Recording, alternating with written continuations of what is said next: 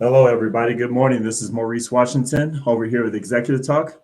Hey, those that are watching live on LinkedIn or those that'll be listening on the podcast, Facebook or YouTube, make sure that you join us. And thank you guys for listening in. Today we have a wonderful show. We're going to be talking about opportunities that we've never had before.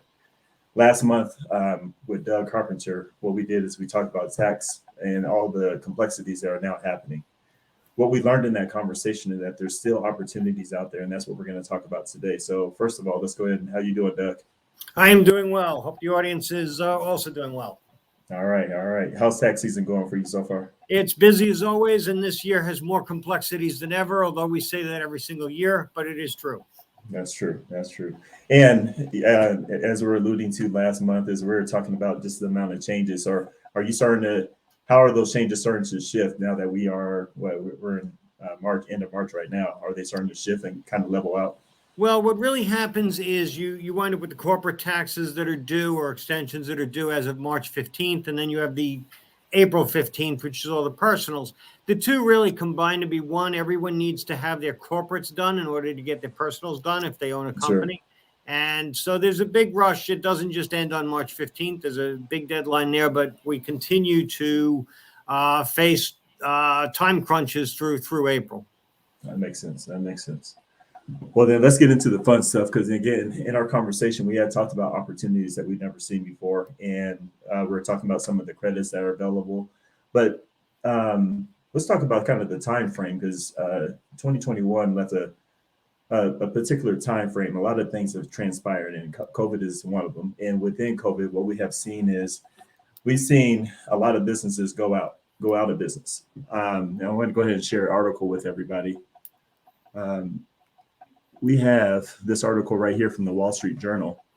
COVID-19's toll on U.S. businesses, 200,000 extra closures in the pandemic first year. Now, to me, when I read that article, that seems like a crisis immediately. It doesn't seem like an opportunity. How would you define this as an opportunity? How should we actually be looking at this title of this article here? There's a different way of looking at that, and I totally agree with the title of the article itself. There were a lot more businesses that closed, but it also has to be noted that there were a lot of businesses that were survived as well. These are the successful ones. Just as a lot of businesses closed, I have a lot of clients that are expanding, and they're expanding because they received a lot of government money. They were able to run their businesses efficiently through the pandemic, and now are able to refocus their efforts on either expansion or at least a solid stabilization. The balance sheets of most of our clients are actually stronger now than they were when they went into the pandemic. Okay. And the opportunity really is to focus on, if 200,000 businesses went out, there must be opportunities among them, less competition, able to look around and see what the survivors actually did. Businesses that survived did it for a reason. Not everybody went out of business. So Sure. It's kind of like evolution, where a certain percentage died off. And the reason is to understand, why did they die off? And the opportunity is to look at what made the ones that survived successful. Okay. So then let's take that note there.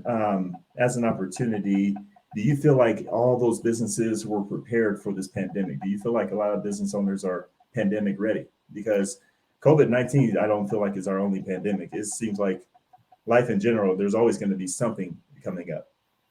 There's always going to be change. And in fact, one of the scarier quotes I've ever heard is, technology will never be advancing slower than it is today, which means that we are constantly accelerating in our advancement of technology and in our advancement of change. And technology brings a lot of social change. It brings a lot of behavioral change, customer change.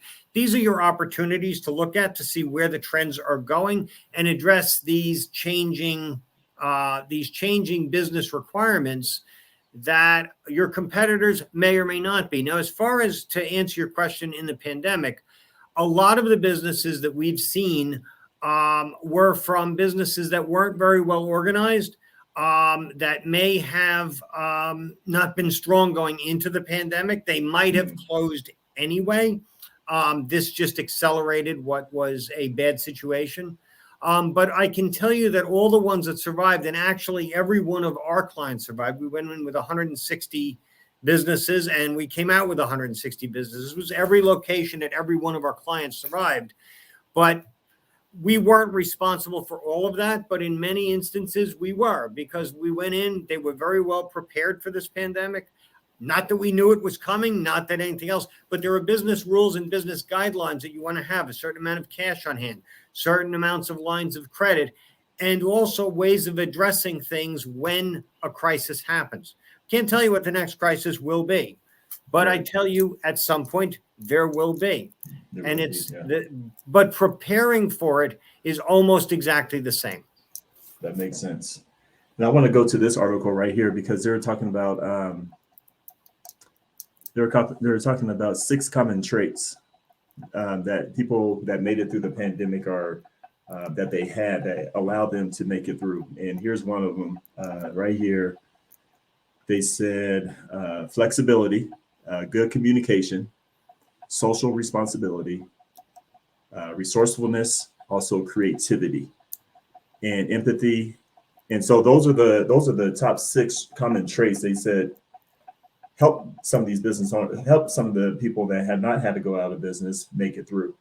Now, out of those qualities and those common traits, what do you feel like is the one that sticks out the most? And yeah, I think the author really nailed this article. I think it's an excellent article, and I agree with that. The top ones really are creativity, flexibility, and communication. I know you asked for one, Sure. but those 3 work in tandem. Okay. I see those as the pillar. The biggest thing, the probably the most important thing, especially with your workers and your customers, is communication. Let's say you had to close down for several weeks. That's something you want to communicate to your customers. We will be closed for this time period. You know, if you just shut your doors, nobody knows what's going on. You want to tell them what's happening. If you have limited capacity, limited ability to meet their needs, let them know that. Sure. That's important. Creativity, of course, is hand in hand with flexibility. Thinking outside the box, ways of doing things differently, ways of accommodating the conditions, and then being flexible enough to do that. Sure. Of course, the better you've gone in prepared to the pandemic, the more options you'll have available to you. But again, these are things that don't just work in a crisis; they work all the time. Without a doubt. Let me throw this at you because one thing that sticks out with me in this article is that creativity. You know, and something that you shared with me a long time ago is some of your clients have had to shift. So, for example, your average restaurant, they may not have done a lot of online business before because they required everybody that, you know, the traffic to pass through, traffic comes in. That was their revenue flow. And maybe their online business wasn't as high. But it seems like I've seen a lot of businesses create in a creative way, change their business dynamics as to how they offer and service to their clients. And I feel like that's the biggest shift that stands out to me out of all those traits. Have you seen that pattern? I think those are good examples. I've definitely seen delivery. I've seen, online purchasing, more ways of being able to fill, what the customer wants. However, the really successful places have also bridged that gap of communication. So if your customer is not coming into, say, your store or your restaurant and sitting down, there's a distance now that's been created by the circumstance that you want to try and make up with communication. You can't sit there and talk to them and how's your day going? And you need to somewhat, to some extent, understand that now there's a distance, there's a personalization that's been taken away, that personalized service that you really want to try your best to maintain as you go through. One of the better examples I saw was a restaurant that hooked up a CRM system so that when somebody dialed, it came up with the customer's name, their last order, what they did, and a couple of facts about the customer.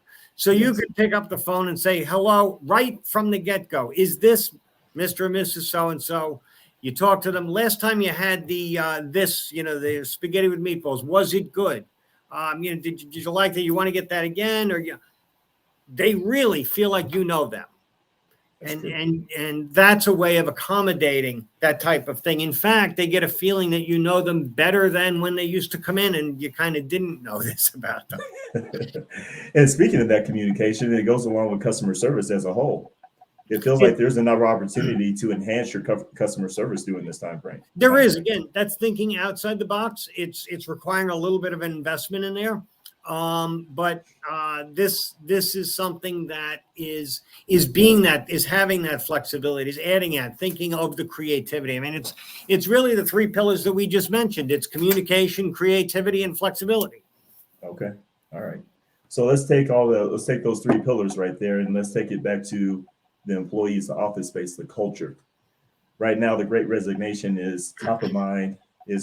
Article after article is out there talking about the Great Resignation, how everything has the office spaces changed. Now, let's go ahead and look at this article here, and this is from MSN.com, and it says the Great Resignation is now 7 months long, and it suggests you should quit your job too.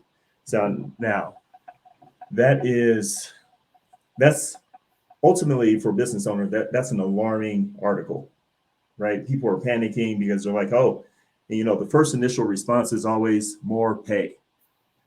Do you agree with more pay is always the solution to solving these an employee's problem? Not at all. I think it's important. People have to make a living, and that's important. But very, very rarely would I agree that that's top on their list. And they may even tell you in an exit interview, I left for more money. It's an easy out. If they really loved what they did, if they love, the self-assessment there is that it's probably not all about money. And okay. I've found it usually isn't. In running businesses, in being a CFO for many years, I have had many people work for me. In all that time, in the last 25 years, I have never had a person that I hired leave for another job. It's never happened. Okay. I've had other circumstances take place. I have terminated lots of employees for a variety of reasons, but no one has ever left my department or my company based on for another position. And the reason for that, and I can't say I pay them the most and I overpay, but there's a difference. There's levels of respect. There's bringing them into the business. It's having them understand how they fit into the whole organization. It's giving them flexibility. It's understanding. And, the best way to put it is one of my own employees said, we're treated like adults.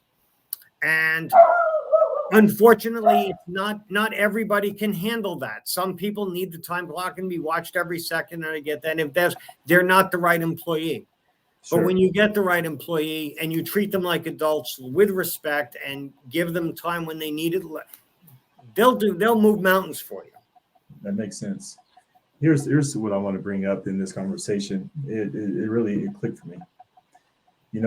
One of the things that happens to employees is envy happens, and I think it's been happening for a long period of time. And here's the thing. As an employee, if you're in the office space, you see your business owner, you see the owner of the company leave the office around 12 o'clock. It doesn't come back until 3 o'clock, right? Maybe it's an extended lunch. Maybe that person went to go golf. Maybe they went to go pick up their kid, go get everything handled, and then came back to work and then kept on with their day. The employee feels for a longest period of time, I couldn't do the same thing or else I would be terminated. And I feel like with the pandemic and the hybrid workspace, employees are now seeing that they have the opportunity to do the same thing, which is maybe calm their spirit a little bit. Would you agree with that? I would. I think that it's important to lead by example. Everyone's going to figure out if the boss is working hard. I mean, that's that that's true. They know, just as I know who's working hard as well. Right.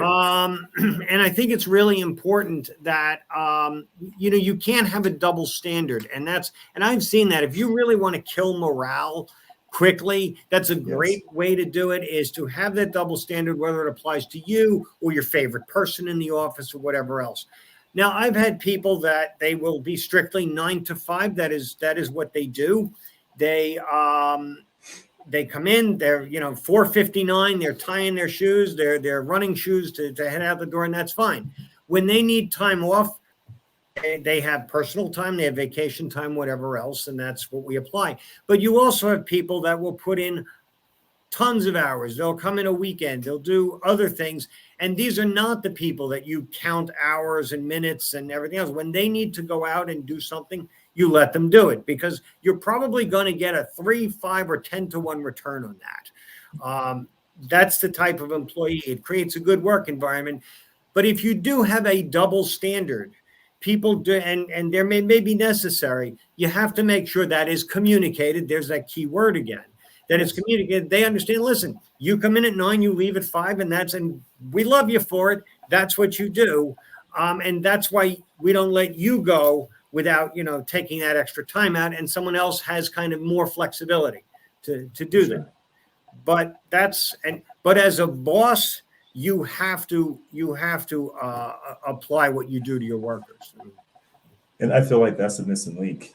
Business owners are not applying that same standard, and it's causing something. They're not realizing the standard that they've created, and that's what the response is. Because here's another article that just came to me yesterday. It's saying that 70% of employees are saying no thanks to a promotion. Now, that doesn't, in normal business, they're saying even the whole business standard is archaic. There's a new way of doing things, and there's a new relationship that's involved within the workplace. And they rather not take the promotion, but just the more respect, the more communication, and so on and so forth. Is becoming more of a higher priority. I also think the word promotion is a little bit overused or overemphasized. Yes, you step into new positions, but most of the people that we work for, I can't tell you the exact moment they're promoted. And by that, I mean they get increasing work responsibilities. They get new tasks. Older tasks are subbed down to other up and coming people. And when you look at them year over year, they're doing something much more advanced than they were a year ago or 2 or 3 years ago. When were they promoted? Well, I'm not really sure when that happened. The compensation rises with that as well, and so do the other things. I mean, review time is important, and we talk about these things.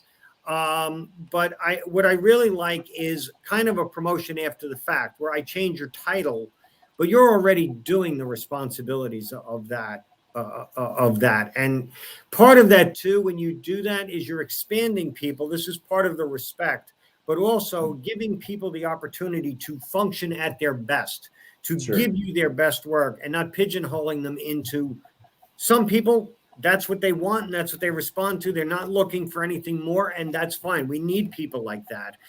But your long-term employees, those that are looking for advancement, you always want to make sure they're continually getting challenged, and it benefits everybody all around. It benefits your business, benefits them. You get people that are cross-trained. They can train people beneath them, and it functions very well. That increases morale tremendously, more than a pay raise. Sure. I would agree with that. So let's take everything that we just spoke about. Second quarter is coming up, or the next quarter is coming up for you. What is the next move, and what's the next opportunity a business owner should take right now? What are the initiatives? We've talked a lot about some esoteric, things to do, so things that are not tangible. But let's talk about financials, because this is a good time to do it. You're into the first quarter. You have 3 quarters of the year left. Take a hard look at your tax return that you're just about completing now, and see if there are any tax savings that can be applied during this year. Look at what type of corporate entity you are, and make sure that you're the right, whether you're a partnership, an S Corp, or a C Corp.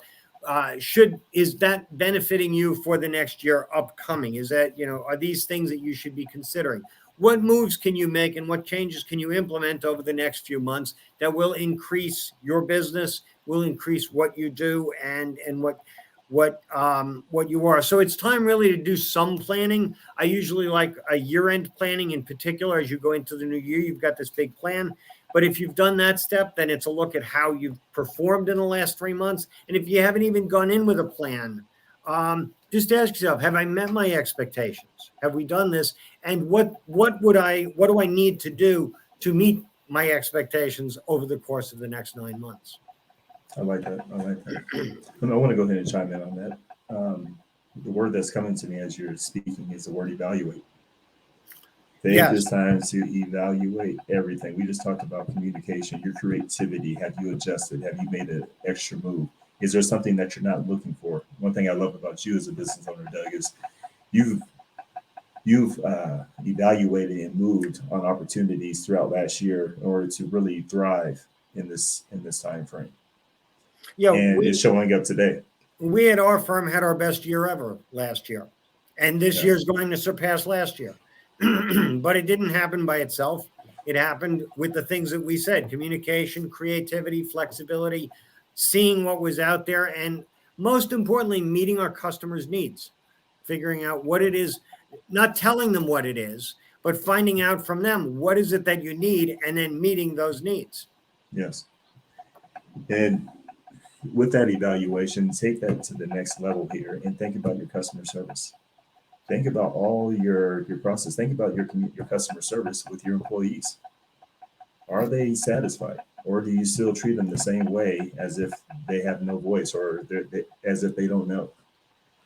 Everybody's taking a cultural risk within to make your business happen, and if you don't respect those employees, you're going to find that resignation start to show up in your entity. And I feel like we just need to really, as business owners, it is our responsibility to take care and look after people, because ultimately it's not your business that's number one, it's people that's number one that make your business. And I feel like we should just take that into this year, 2022, and take that evaluation and take what Doug said in this topic and reevaluate all these items and look at the opportunities that you have in front of you. Is there any final words that you want to give to the audience here, Doug? The only final words is that, something that's in our brochure that I always like to say is that the sun is always rising somewhere. And that means there's always an opportunity to be found. You just have to look for it, know where it is, and chase after it and position right for it. But the sun is always rising somewhere. You heard it here, folks. Those are here, again, listening on podcasts, LinkedIn, Facebook. Thank you guys for joining us. For Doug and I, we have to get back to work. We'll see you next time. Thank you.